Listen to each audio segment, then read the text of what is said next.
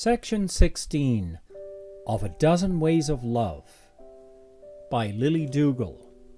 The Soul of a Man, Chapter 3. Next morning, Skelton travelled northward to Yarm. After some difficulty, he succeeded in discovering the paralytic whom he sought. The medical interest, which had at first been aroused by the case, appeared to have died away, and it was only after some time spent in interviewing officials that he found the man, Daniel McGare. A parish apothecary had him in charge. The apothecary was a coarse, good-natured fellow, one of that class of ignorant men upon whose brains the dregs of a refined agnosticism have settled down in the form of arrogant assumption. He had enough knowledge of the external matters of science to know, upon receiving Skelton's card, that he was receiving a visitor of distinction. "Yes, sir," he said, leading the way out of the dispensary. "I'll exhibit the case. I don't know that there's much that's remarkable about it. Of course, to us who take an interest in science, all these things are interested in their way."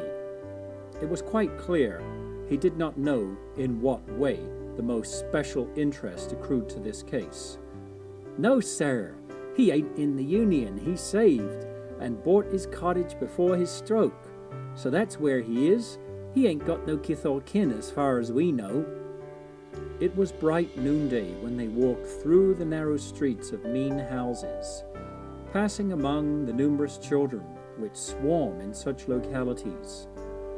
The sun was shining, the children were shouting, the women were gossiping at their doors, when the apothecary stopped at a low one-room cottage, the home of Daniel McGare.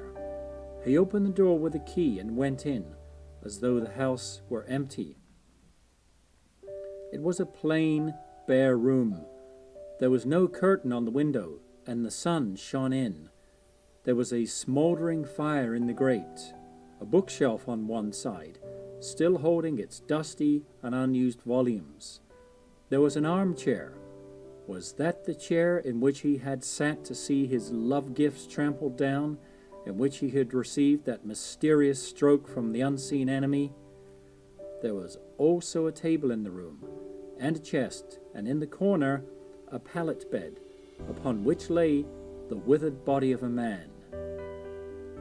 That was all, except some prints that hung upon the wall, dusty and lifeless looking.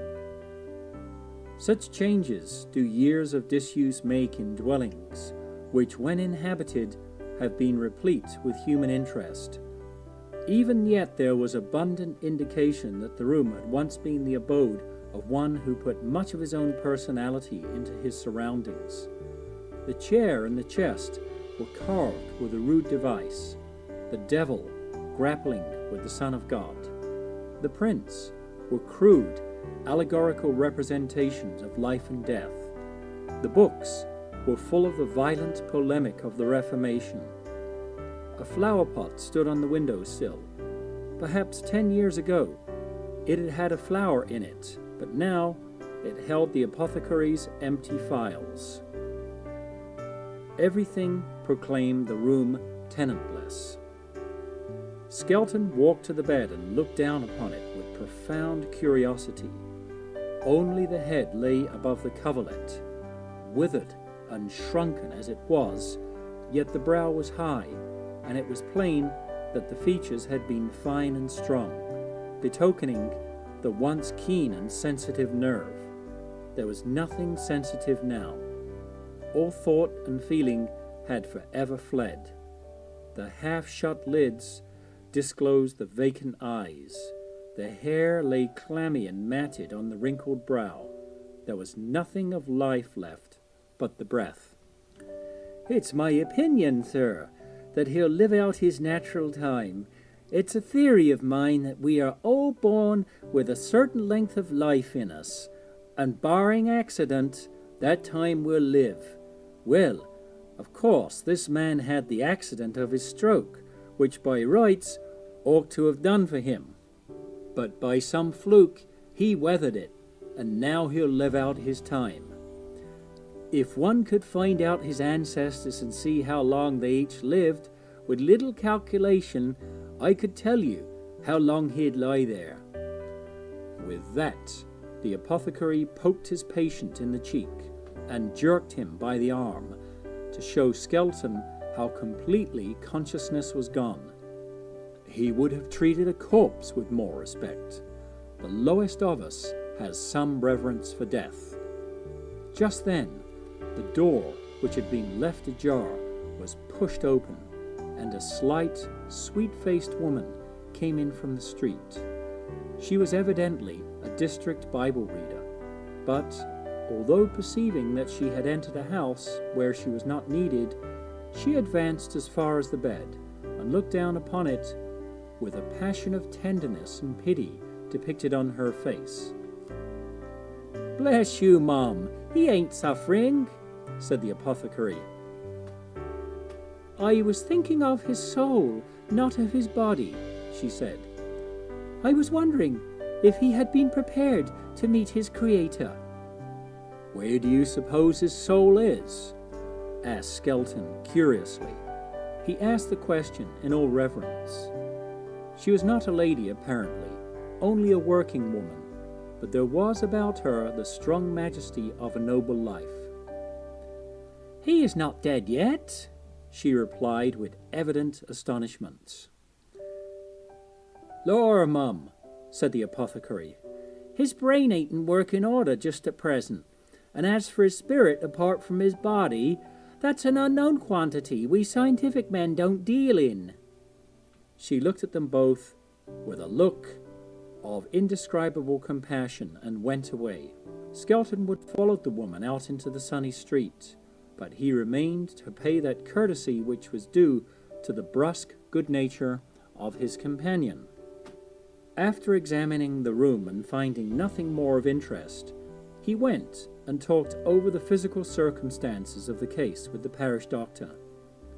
He did not gain much information about the patient's diseased body, and naturally none whatever concerning the whereabouts of his soul.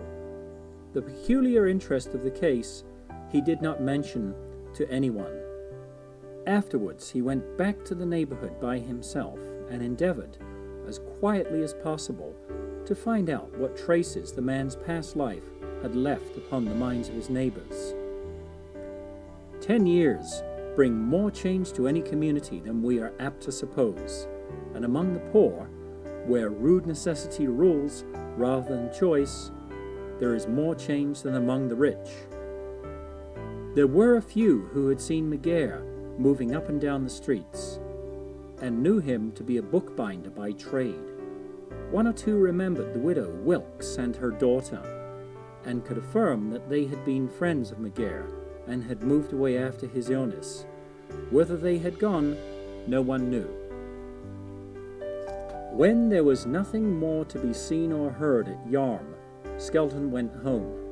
Again he threw himself into all the daily interests of his life, in order that he might think the more dispassionately of the circumstances of this strange case.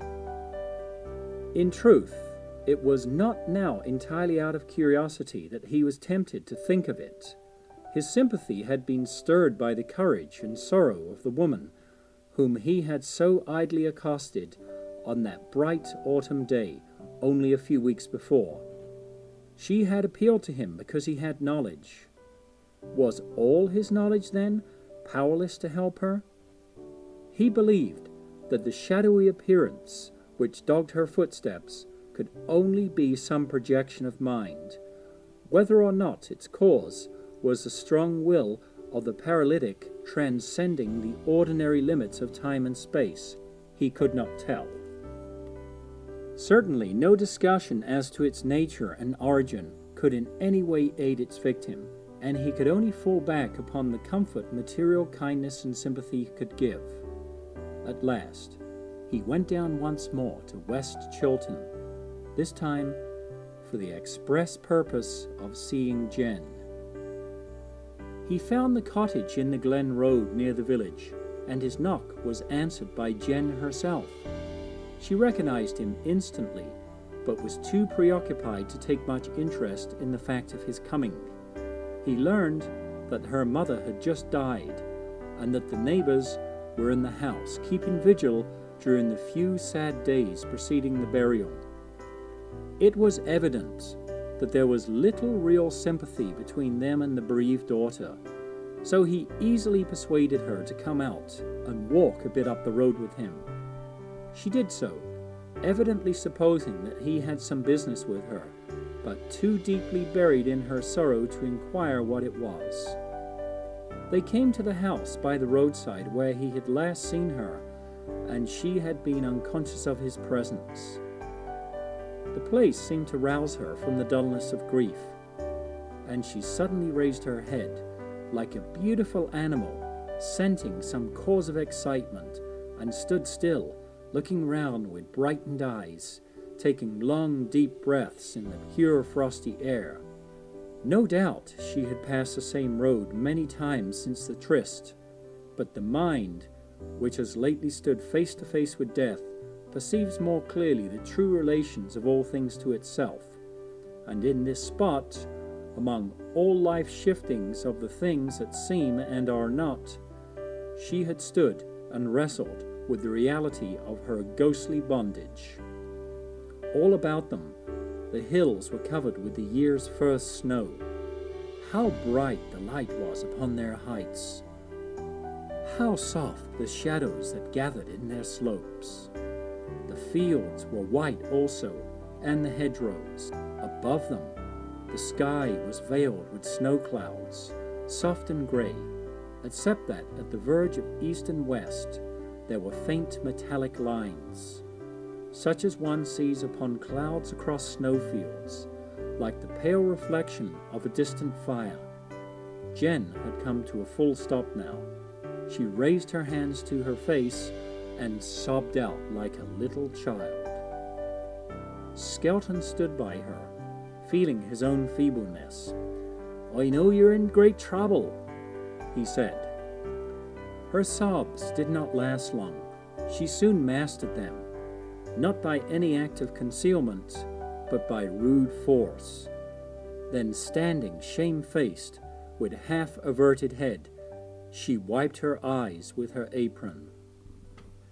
"Yes, sir, I'm in great trouble, greater ye can know, for death's neither here nor there. It's living that's hard. Parson, he speaks out about preparing to die, but to my mind, it takes a sight more preparing to know how to go on living." "I know that you have greater trouble than your mother's death. I know that you love a young man who loves you, and also what it is that you think keeps you apart from him." "And how do you know that, sir?" she asked, still with averted face. Then he confessed humbly enough just how he did know it, and all that he knew, and told her about his visit to Yarm. When he spoke of Yarm and his visit to Daniel McGare, she turned and looked full at him, drinking in every word with hungry curiosity. "Yes, sir, we left the place, and I haven't heard of him this 9 year, but I knowed he wasn't dead." "How did you know that, Jen?" "Because, sir, when God Almighty sees fit that he should die, I'll be free of him, that's all." "And aren't you going to marry?" "No, sir. Johnny and me has talked it over, and he says as how he'll wait till such time as I'm free. And I didn't say no to him, for when one knows what it is to love true, sir, one knows well. It's no use to say as this thing's best or t'other, but just it's like being taken up like a leaf by the wind and moved whether one will or no. There's just this difference betwixt true love and the common kind. The common kind of love moves you in the wrong way, and true love in the right, for it's a true word that blessed St. John said when he said that love is God." "Did St. John say that?" said Skelton. "Yes, sir. I read it to mother just afore she died, and Johnny's gone across the sea, sir, with his mother. He got a right good chance to better hisself, and I made him go.